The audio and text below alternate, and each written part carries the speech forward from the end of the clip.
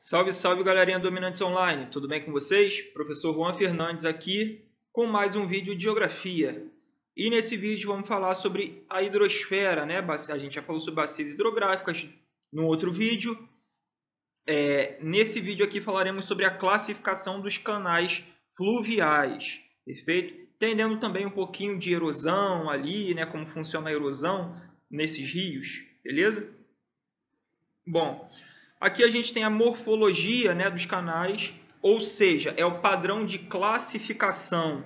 Então, se estabelece um padrão ali, onde a gente entende, né, a partir das características desse rio, a gente vai entender a composição das rochas, né, o volume de água desse rio, a velocidade com que essa água circula, e a partir disso a gente vai entender a forma que esses rios vão tomar, perfeito? Aqui a gente tem, né, os quatro exemplos. Bom, o rio retilíneo, tá? Bom, galera, primeiro ponto. Não confundam rio retilíneo com rio retilinizado.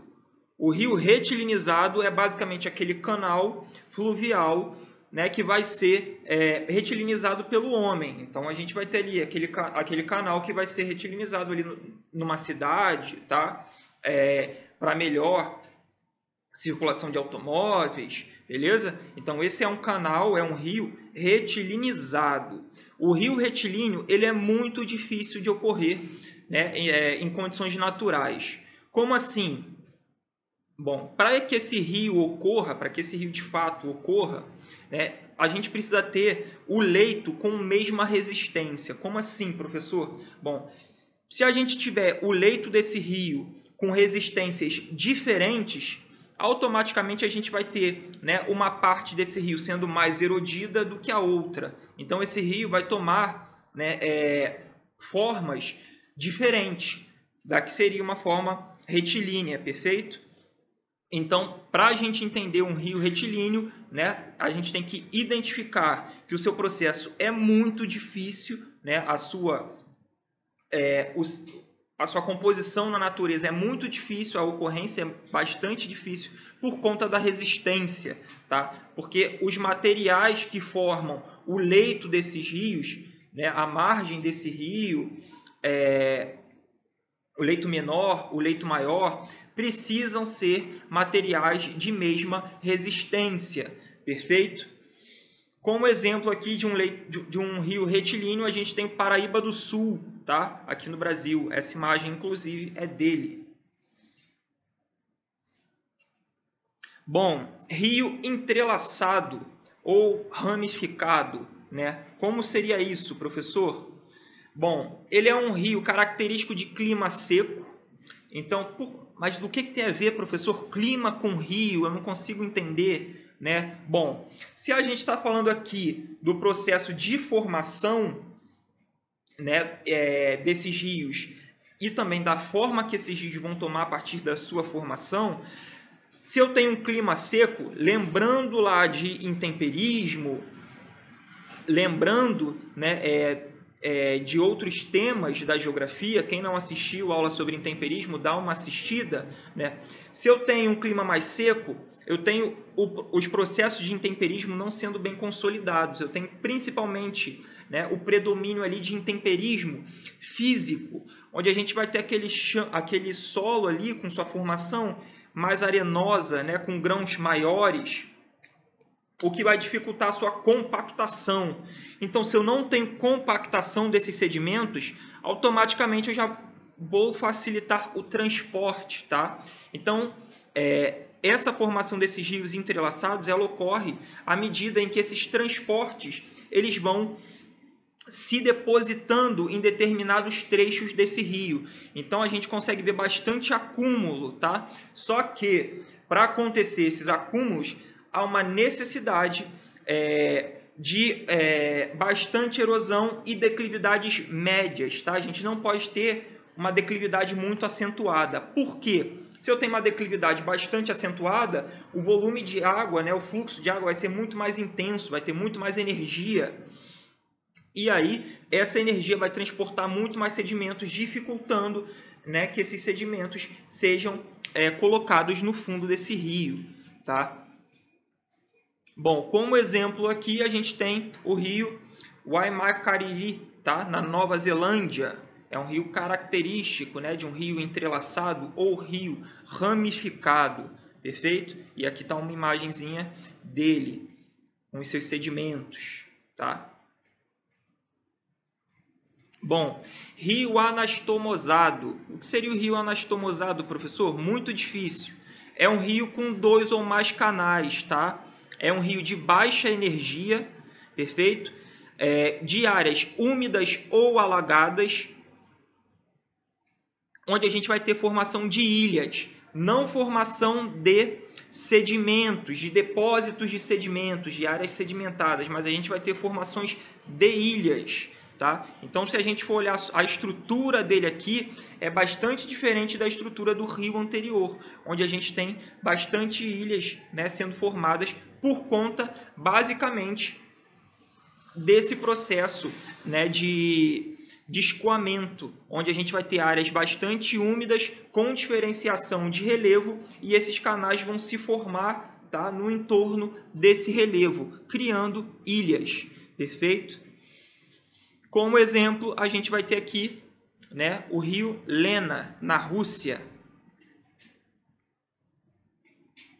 O rio meandrante, e fiquem bastante atentos a isso, tá? Porque o rio meandrante é um rio que é bastante cobrado. Ele é bastante cobrado principalmente por conta dos processos erosivos que esse rio sofre, tá? E aí isso pode impactar o cotidiano, né, social nas cidades, por exemplo, nos vilarejos que foram construídos, que se consolidaram à margem desse rio, perfeito? O que seria um rio meandrante? Um rio meandrante é um rio basicamente onde ele vai ter, né, uma margem côncava e uma margem convexa. Então, se a gente for olhar o fluxo desse rio aqui, a gente vai ver uma sinuosidade, né, bastante grande. Essa margem côncava é a margem de deposição de sedimentos e a margem convexa é a margem, a margem côncava, né, é a margem progressiva, tá? E a gente vai ter as margens convexas. Professor, então eu posso construir coisas em determinado ponto desse rio e na outra margem eu não consigo, né? Porque a gente vai ter deposição de sedimentos e erosão. Perfeito, tá? Como funciona isso? Bom, a gente vai ter esses sedimentos transportados e sendo deslocados de uma margem para outra. Então o próprio rio ele vai fazer uma ação destrutiva e construtiva da margem, tá? Como exemplo, a gente tem o rio Las Chinas, tá? No Chile. Bom, vamos explicar aqui esse processo de sedimentação e erosão, tá? Bom, a gente vai ter aqui na margem convexa a agradação e na margem côncava a degradação, tá? Então aqui, ó, a gente vai ter a margem de deposição e a margem erodida, tá? Então a gente vai ver aqui o fluxo de água, ele vai escavar, né, essa margem aqui do rio. Então, por exemplo, se alguém consegue perceber um rio com bastante sinuosidade, mesmo que não seja um rio, né, com seus meandros tão desenvolvidos, mas se a gente não tem um rio retilíneo, esses rios eles têm uma sinuosidade na sua margem, a gente vai ter uma margem de agradação e uma margem de degradação, tá? Então, a construção civil nessa margem erodida vai ter uma série de problemas, vai apresentar rachaduras, com o passar do tempo ela pode cair no interior desse rio, à medida em que essa margem ela vai progredindo, tá? Que esse meandro vai progredindo, tá? Então, esse fluxo de água ele vai escavar essa margem aqui, né? E à medida em que ele vai continuando, ele vai começar a depositar esses sedimentos na outra margem, perfeito? Então, à medida em que essa curvatura vai acontecendo, a gente vai ter esse processo de erosão e sedimentação dessas margens do rio, perfeito? A gente também pode ter o processo de cavitação, que é um tipo de erosão também provocada pelos rios, tá? É uma erosão onde a gente vai ter uma fragmentação das rochas da parede do canal. Então não é basicamente a retirada de sedimentos, tá? Vai ser a retirada de blocos rochosos da parede desse canal, onde a gente vai ter a cavitação ocorrendo. Bom, aqui a gente tem uma imagem, né, mais clara sobre esse processo, né, sobre esse rio meândrico, tá?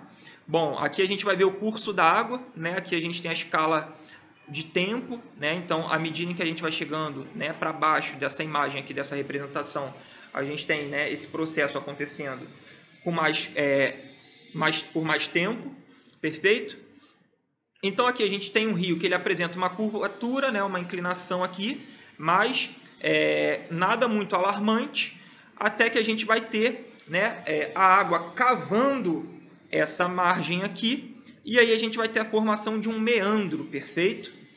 Com esse meandro formado, a gente vai continuar tendo uma escavação de uma margem, tá? Esse volume de água ele vai continuar escavando. Ele vai escavar uma margem, vai depositar sedimento na outra. Vai escavar uma margem e depositar sedimentos na outra.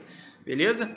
Até que essa margem ela vai se chocar com a outra margem desse rio.